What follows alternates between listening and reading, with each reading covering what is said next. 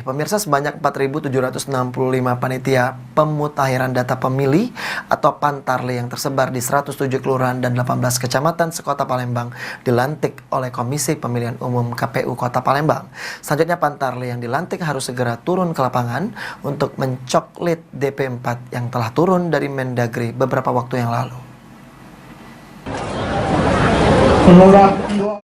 Panitia pemutakhiran data pemilih atau Pantarli yang dilantik oleh KPU Palembang bekerja selama 40 hari dan selanjutnya melaporkan hasil coklit atau pencocokan dan meneliti data pemilih dari daftar penduduk potensial pemilih pemilihan atau DP4 secara berjenjang ke PPS, PPK hingga KPU. Para Pantarli yang telah dilantik ini berjumlah 4.765 yang tersebar di 107 kelurahan 18 kecamatan sekota Palembang. Menurut Ketua KPU Palembang Syawaludin, para Pantarli ini akan mencocokkan data DP4 warga Palembang yang berjumlah 1,2 juta, baik itu NIK dan alamat sesuai IKTP yang ada.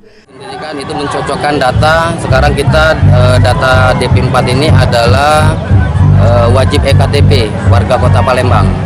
Itu berjumlah kurang lebih 1,2 juta yang kita terima DP4 khusus di Kota Palembang. Nah, mereka mencocokkan data baik NIK, baik alamat, mencocokkan DP4 dengan EKTP yang dimiliki oleh warga. Syawaludin pun berpesan kepada Pantarli yang baru dilantik untuk mendata warga Palembang yang meninggal dunia dan KPU berkoordinasi dengan pemerintah Kota Palembang.